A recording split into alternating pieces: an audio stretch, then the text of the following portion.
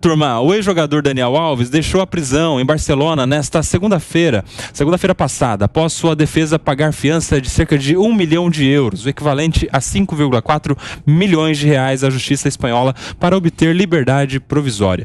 Ele estava preso preventivamente desde janeiro de 2023 e foi condenado a 4 anos e meio de prisão no dia 22 de fevereiro deste ano, pelo estupro de uma jovem em uma boate de Barcelona em dezembro de 2022. O que pegou aí é que ficou parecendo que a liberdade tem preço, que o fato de alguém estuprar alguém é relativizado, mitigado, é diminuído se ele tem dinheiro. Ele pode estuprar porque se ele tiver dinheiro ele vai pagar e vai ser solto numa liberdade provisória. Explica pra gente, Raquel. Foi muito falado, muito comentado essa semana inteira, essa confusão de conceitos. Ali, ele não está isento da pena, não foi apagada a pena. O que está acontecendo é que ele está recorrendo. Ele não transitou em julgado, ou seja, não esgotou as vias recursais lá na Espanha. Então ele teve direito a uma fiança para que ele aguarde o julgamento final, para que, se nesse julgamento final o recurso dele não for reconhecido, ele volta para a cadeia. Exatamente, ele está aguardando. Mas alguns requisitos foram impostos: os passaportes apreendidos, a obrigatoriedade de ir no juízo ali na Espanha semanalmente. Então existe algumas colocações ali impostas para que ele possa fazer uso e benefício e aguardar em liberdade. A gente vai fazer um paralelo no Brasil, quando aquele quer responder em liberdade, em uma liberdade condicional, se ele quebra a fiança, ele perde essa fiança pela metade. Ou se ele não cumpre o início da pena, que ele foi condenado, ele perde a fiança por completo. Lá, ele, sendo condenado, porque é o mais provável, depois do exaurimento dos recursos, ele terá essa fiança de volta, porque a fiança nada mais é para que garantia, né? Exatamente, a garantia para que ele calção de aluguel, para que ele não fuja, para que ele não escape. E ali, avaliando, o juízo, a corte espanhola analisou que ali não tem mais um perigo concreto para que ele empregue uma fuga. E outra coisa, não é normal o valor arbitrado de 1 milhão de euros de fiança. Foi avaliado também o poder monetário, financeiro, no caso concreto. Porque ele é rico, né? É um jogador que ganhava isso, né? Aí, em 2 meses de trabalho ele ganhava esse valor por mês, mas tem um detalhe aí: quem pagou esse valor foi um ex-companheiro de Barcelona, o atacante francês Memphis Depay, do Atlético de Madrid. A gente precisa se lembrar que antes mesmo deste novo pagamento aí, do pagamento dessa fiança de 1 milhão de euros, o Daniel Alves tinha indenizado a vítima e isso de alguma maneira contribuiu para a diminuição da pena dele. Vamos nos lembrar que o Ministério Público, ou seja, a acusação lá em Barcelona, pedia 9 anos de prisão. Ele já foi condenado a 4 anos e meio, bem abaixo, justamente porque ele teve uma redução da pena por ter indenizado.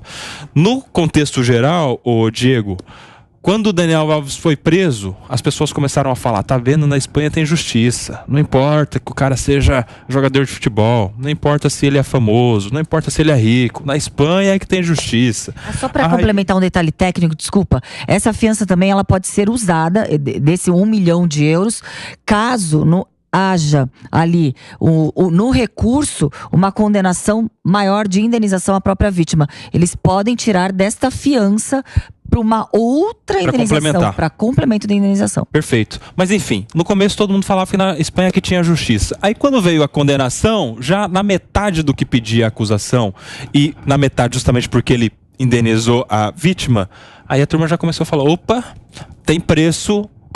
Os anos de cadeia na Espanha tem preço. Agora, quando ele paga mais essa fiança de 1 milhão de euros para ter uma liberdade provisória, aí a turma está falando que lá, de fato, a liberdade tem preço, Diego. Pois é, Koba, foi para justificar o nosso amigo Pepe, que fala que às vezes eu sofro de síndrome de vira-lata. quando eu faço críticas aqui ao nosso sistema de justiça. Enfim, o sistema de justiça espanhol também mostra que também tem as suas falhas, tá? Eu acho que, tal como ocorre aqui no Brasil, tenho certeza que a população espanhola, principalmente as mulheres, ficam também com essa sensação de impunidade.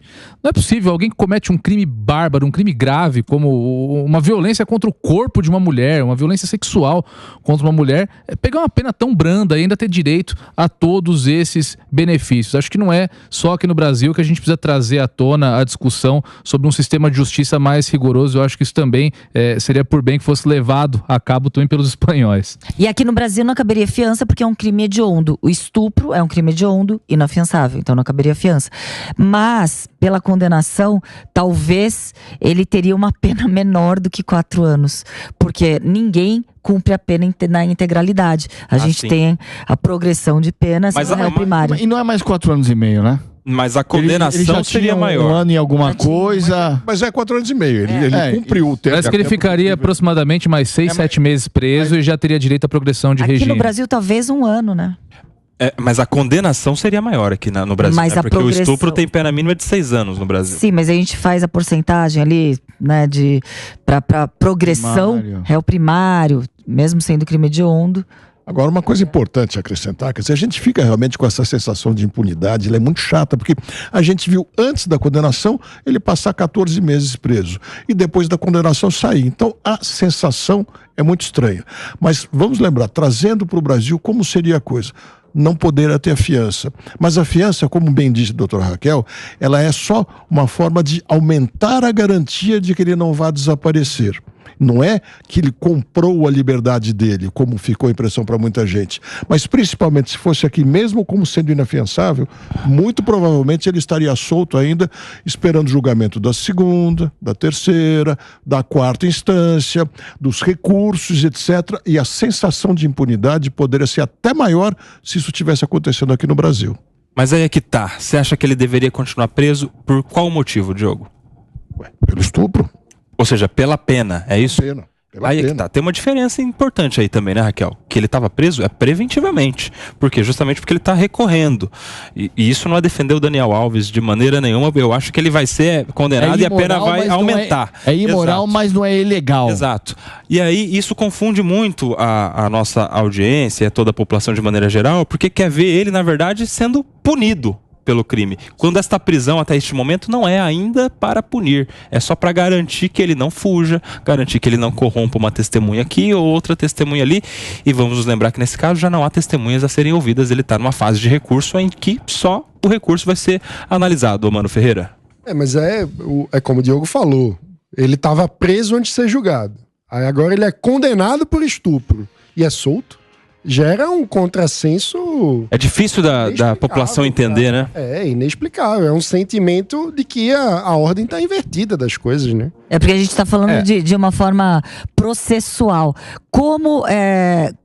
Por que justificaria a prisão processual? Não era a prisão decorrente de uma sentença condenatória. Ali era um medo, temor, que ele escapasse e ele burlasse ali a justiça espanhola. Até porque ele estava tentando sair da Espanha.